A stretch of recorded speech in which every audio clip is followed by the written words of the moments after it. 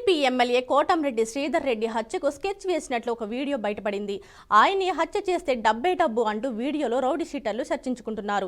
ఈ వీడియో ఇప్పుడు సంచలనంగా మారింది. అయితే కేసులో పోలీసులు పురోగతి సాధించారు. 3 నిందితులను అదుపులోకి తీసుకున్నట్లు పోలీసులు తెలిపారు. తమ అదుపులో మహేష్, వినీత్, మల్లి అనే నిందితులు ఉన్నారన్నారు. తొందరలోనే అన్ని వివరాలు వెల్లడిస్తామన్నారు.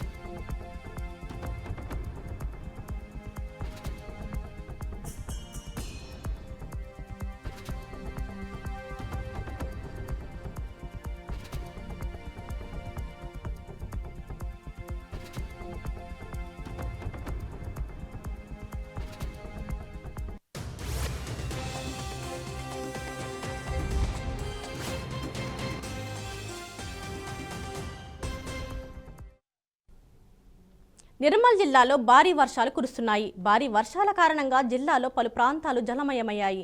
రోడ్లపైకి భారీగా వరద నీరు చేరుతోంది. 3 రోజులుగా కురిసిన వర్షాలకు గోదావరి నది ఉగ్రరూపం దాల్చింది. ప్రముఖ పుణ్యక్షేత్రం బాస్రా ఆలయం వద్ద గోదావరి పొంగి పొర్లుతోంది. ఆలయ పురవీధులను సైతం వరద నీరు తాకింది. దీంతో కాటేజీలు, లాడ్జీలు నీటిలో మునిగిపోయాయి. భక్తులు, ఆలయ సిబ్బంది లాడ్జీల్లో చిక్కుకుపోయారు. అధికారులు, పోలీసులు అక్కడ సహాయక చర్యలు చేపడుతున్నారు. లాడ్జిలో చిక్కుకుపోయిన భక్తులకు భద్రతా సిబ్బంది ఆహారం అందించారు. స్థానిక ప్రజలను సురక్షిత ప్రాంతాలకు తరలిస్తున్నారు. చిక్కుకుపోయిన వారిని రక్షించేందుకు రెస్క్యూ బృందాలు నిర్మల్ నుంచి బాస్రాకు బయలుదేరారని అధికారులు వెల్లడించారు. నానింది, ఖరాబ్ అయింది, వాళ్ళకు నష్టపరిహారం ఇవ్వాలా, లేకపోతే వీళ్ళు బాధ రోజు ఇలా రెక్కాడితేనే డొక్కాడే పరిస్థితి. చాలా పేదవాళ్ళు మేడం. వీళ్ళు ఇక్కడ దృష్టి పెట్టి ఈ ఏరియాకు లైటింగ్ వద్దు, మళ్ళా డ్రైనేజీలు వద్దు. 15 సంవత్సరాలయా ఇక్కడ ఏం లేదు. ఈ రాహుల్ నగర్ ఉత్తగా పేరుకే రాహుల్ నగర్ అని పబ్లిక్ సీట్ అయిపోయింది బైన్సలో. ఈ ఏదైతే రాజకీయ నాయకుడు ఈ బాలసుత్రవే ఉన్నాడో 5 సంవత్సరాలు కౌన్సిలర్గా, ఈయన నిరక్షణ వల్లనే పనులు కాలేదు. ఆయన ఎప్పుడు ఇక్కడ పట్టించుకోలేదు. ఆయనకు అధికారులు రెస్పాన్స్ ఇవ్వలేదు. ఈయనది వాళ్ళది ఏం ప్రాబ్లం ఉన్నదో మేడం ఇప్పుడన్నా మీలన్నా దృష్టి పెట్టి ఈ రాహుల్ నగర్ ఈ 7 నంబర్ వార్డుకు ఏదైతే డ్రైనేజీలు, రోడ్లు, ఈ లైటు సౌకర్యం చేయాలని మా రాహుల్ నగర్ ఈ 7 నంబర్ వార్డు నుంచి ఈ మా ప్రజల తరపు నుండి రిక్వెస్ట్ చేస్తూ ముగిస్తున్నాను. నానింది, ఖరాబ్ అయింది, వాళ్ళకు నష్టపరిహారం.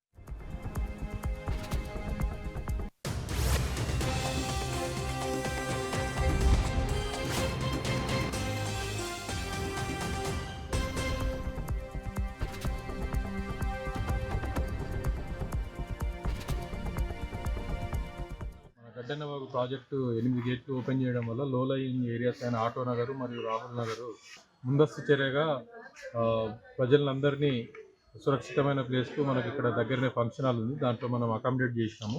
ఆ తర్వాత ఇక్కడనే ఉండి ఇంకేమైనా ఎమర్జెన్సీ ఉంటే వాళ్ళను మనం ఆదుకొని, కానీ ఎటువంటి వాటర్లో ఎవరన్నా స్టిక్ కావడము, తెలియకపోవడము అలాంటివి ఏమైనా జరిగితే ఇమీడియట్గా రెస్క్యూ చేయడానికి మేము ఇక్కడ స్టాండ్ బై ఉన్నాం. రాహుల్ నగర్లో, ఆటో నగర్లో కూడా మన తరఫు నుంచి SDRF టీం ఆదిలాబాద్ నుంచి వచ్చింది.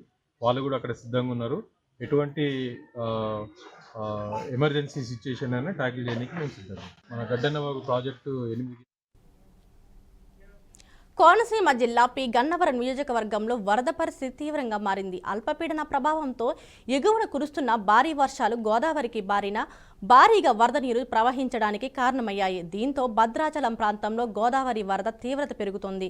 పశ్చిమ గోదావరి జిల్లా కనకాయలంక, కాజ్వే ప్రాంతాలు వరద నీటితో మునిగిపోయాయి. ఈ కారణంగా రాకపోకలు నిలిచిపోయాయి.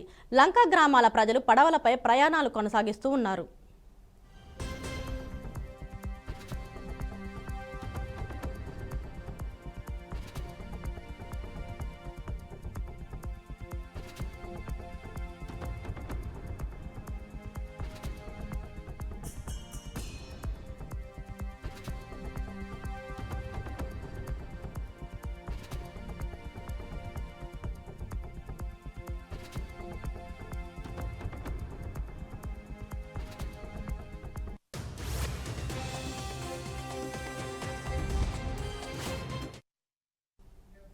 ఖమ్మం జిల్లా కూసుమంచి మండలంలో అభివృద్ధి పనులకు శంకుస్థాపన చేసిన మంత్రి పొంగులేటి శ్రీనివాసరెడ్డి లింగాంతర తండాలో పంచాయతీ భవనాన్ని ప్రారంభించారు. ఈ సందర్భంగా రాబోయే ఎన్నిక వచ్చిన ప్రజల దీవెనలు ఇందిరమ్మ ప్రభుత్వానికి ఉండాలని ఆకాంక్షించారు. ప్రభుత్వం ఉచిత విద్యుత్, ఉచిత బస్సు ప్రయాణం, ఇందిరమ్మ ఇళ్ల పంపిణీ, కొత్త రేషన్ కార్డులు, సన్నబియ్యం ఉచితంగా అందించడం వంటి పథకాలు ప్రభుత్వ లక్ష్యాలను ప్రతిబింబిస్తాయని తెలిపారు. గ్రామ అభివృద్ధికి అవసరమైన నిధులను మంజూరు చేస్తామని హామీ ఇచ్చారు. పేదలకు మద్దతుగా ఉండే విధంగా తమ ప్రభుత్వం పనిచేస్తుందని మంత్రి పేర్కొన్నారు.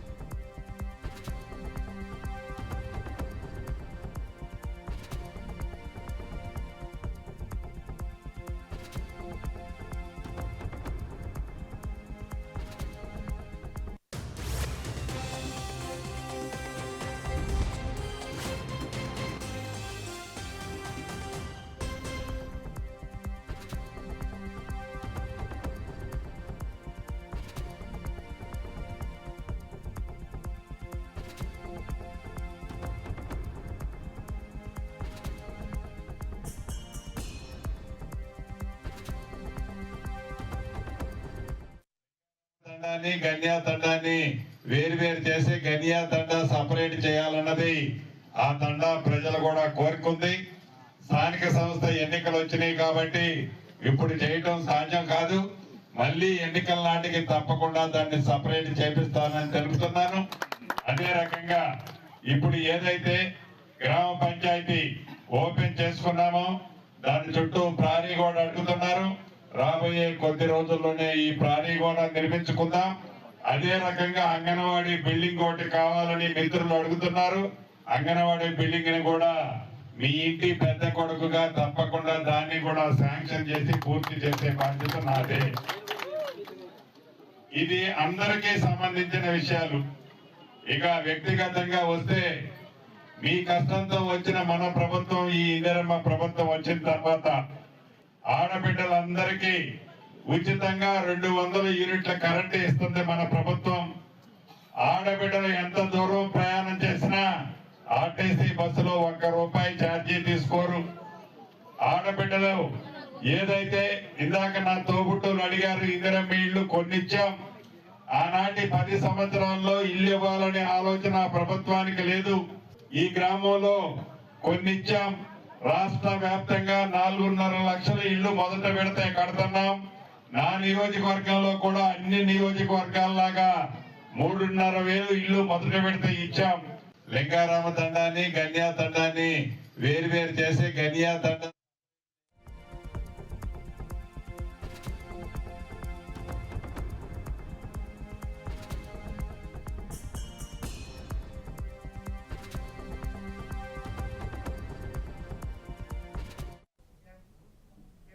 ఖమ్మం జిల్లాలో ఏసీబీ అధికారులు దాడులు నిర్వహించారు. జిల్లా వరంగల్ తహసీల్దార్ నాగేశ్వర్ నివాసం, కార్యాలయాలలో సోదాలు జరిపారు. తహసీల్దార్ నాగేశ్వరరావు ఆదాయానికి మించి కోట్లాది రూపాయల అక్రమ ఆస్తులు కలిగి ఉన్నారు. దీనిపై దృష్టి సారించి ఆయన్ని అదుపులోకి తీసుకున్నారు. అలాగే హనుమకొండ, చైతన్యపురి, ఖమ్మంలోని తన నివాసాలపై కూడా ఏసీబీ అధికారులు సమకాలీనంగా సోదాలు నిర్వహిస్తున్నారు.